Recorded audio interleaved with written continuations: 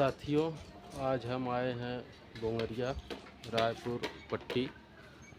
इस गांव में एक कार्यक्रम है, उस कार्यक्रम को हम कवर करने आए हुए हैं और इसका कवर करने में हम चलते हैं, देखते हैं कि कहाँ ये कार्यक्रम चल रहा है।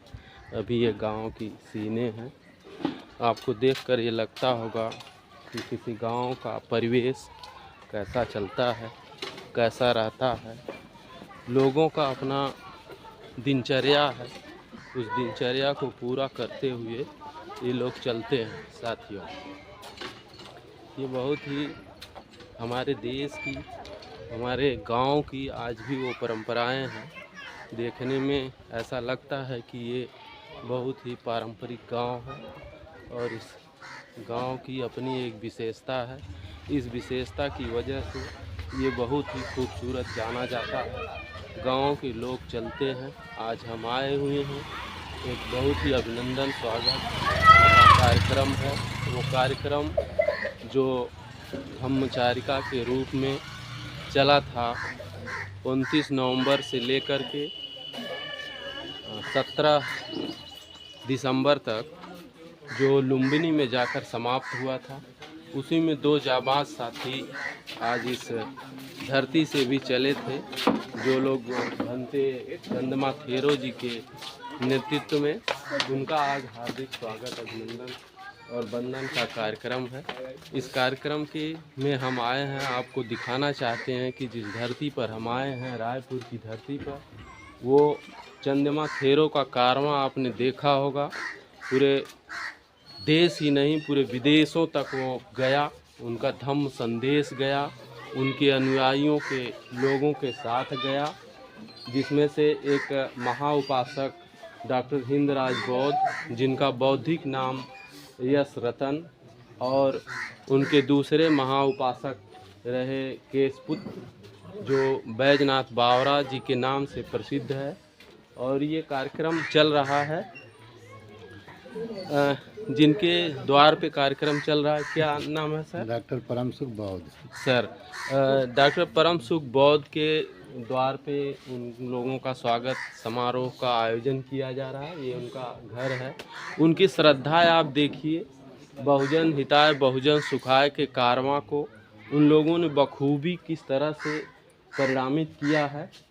और आपको दिख रहा होगा कि मान्यवर बोधिसत्व बाबा साहब BR अम्बेडकर और विश्व को मानवता का संदेश देने वाले तथागत गौतम बुद्ध के प्रतीक चिन्ह उन्होंने अपने द्वार पे लगाया हुआ है। मैं आपको नज़दीक से दिखाना चाहता हूँ। कम से कम आप देखे रहेंगे तो ये एक बढ़ते हुए बहुजनों का कारवां किस तरह से चल रहा है। ये समाज में एक कड़ी जुड़ती जा रही है। अभी ये कार्यक्रम शुरू नहीं हुआ है, इसलिए मैं आपको कवर कर रहा हूँ, दिखा पा रहा हूँ। देखिए, ये मूर्ति बाबा साहब डॉक्टर BR अम्बेडकर की है और उन्हीं से लगे हुए भारत को, पूरे विश्व को, जिन्हें लाइट ऑफ एशिया कहा जाता है, उनके प्रतीक चिन्ह, स्मृति चिन्ह के रूप में उन्होंने अपने घरों में सजाया है। आप ये कल्पना करिए कि जो व्यक्ति अपने पुरखों, अपने पूर्वजों का संदेश जिन लोगों ने उनको दिया है, ये लोग कितना दिल से, हृदय से मानते होंगे। मेरे दिखाने का यही मतलब है कि भारत की जो तस्वीर है वो धीरे धीरे किस तरह से पुनः स्थापित होते हुए ये कारवां चल रहा है। अभी कार्यक्रम आगे चलता रहेगा, मैं आपको दिखाऊंगा। और मैं ये चाहता हूँ कि जो व्यक्ति इस मेरे ब्लॉग को देख रहा है, बहुजन ब्लॉग TV को, कम से कम वो लाइक, सब्सक्राइब और शेयर करे, बहुजनों की विचारधारा को बढ़ाने में हमारी मदद करे। धन्यवाद। 66-67 वर्ष की अवस्था में जो हमें ब्रह्मचर्य करने का मौका मिला, पिछली बार जो है वास्तव में मैंने कंधे का सहारा लिया डॉक्टर हिंदराज जी के, तो सारनाथ से श्रावस्ती की यात्रा हमने किया।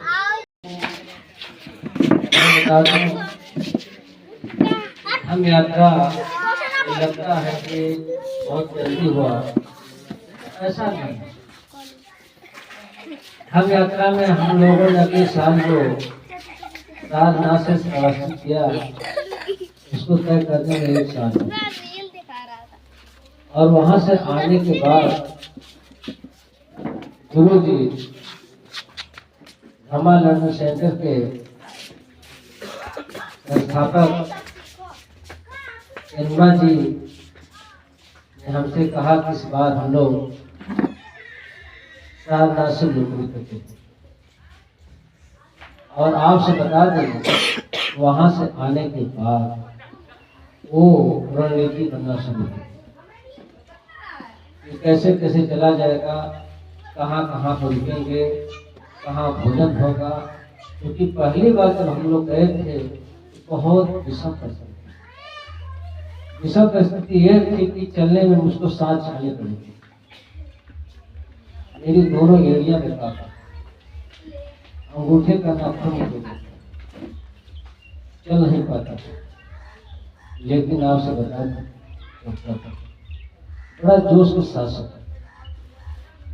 मेरी एक आदत है, जब मेरे ऊपर कोई संकट आता है मैं किसी डॉक्टर वैद्य को याद नहीं करता हूँ।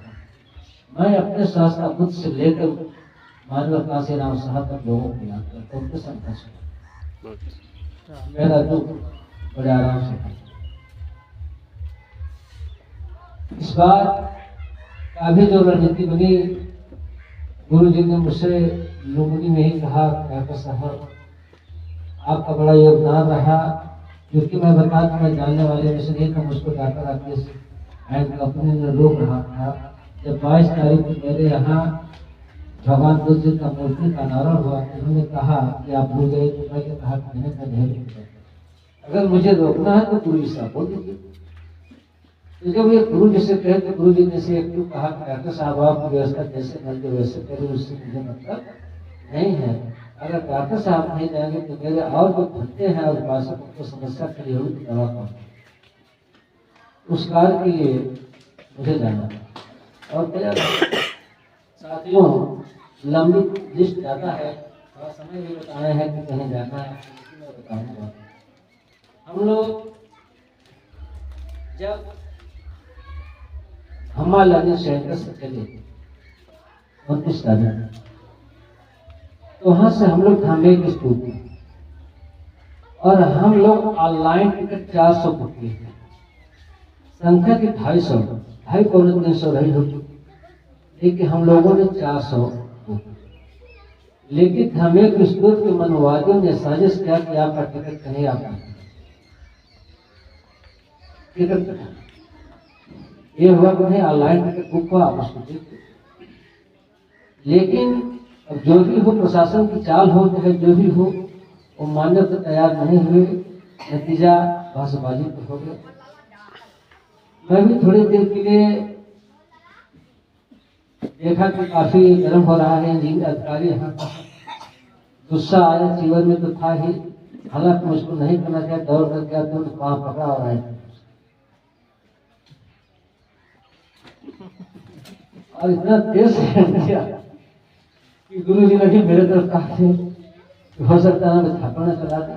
फिर गुरु जी मेरी माँ को पकड़े, कहते छोड़ दी उनको, तो पेपर में भी निकला था। फिर इसके बाद हम लोग धामे स्तूप गए, धामे के स्तूप जाने के बाद पूजा पाठ हुआ। फिर वहां से हम लोग वहां से प्रारंभ होकर मुनारी बाजार हाड़िया के रात्रि विश्राम किए। वहां पर एक पुलिस विभाग में दरोगा जी थे और वो इतने अच्छे बुद्धिस्ट थे, पुलिस प्रशासन के आदमी विश्वास नहीं करते और इतनी अच्छी सेवा किया। उस दिन सेवा के उस दिन बारिश हुई, लेकिन बारिश में दोनों लोगों ने मिलकर और उस गांव के लोगों ने मिलकर बड़ी अच्छी सेवा की। रात्रि विश्राम हुआ, बाहर मैदान में खलिहान में टेंट लगा था, वाटरप्रूफ, हवा चल रही थी, लगा कि बहुत ठंड लगेगा, लेकिन आपसे बताएं कि ठंड हम लोग को छुआ था नहीं, अगले आराम से हम। फिर दूसरे दिन हालांकि 30 तारीख को हम लोग आए धौरहरा पर मौर्य समाज के लोगों ने भजन कराया। और वहां पे एक सेंटर की बहुत बड़ी उपासिका है सुदामा गौतम। वो बहुत ही कर्मठ और उपासिका है।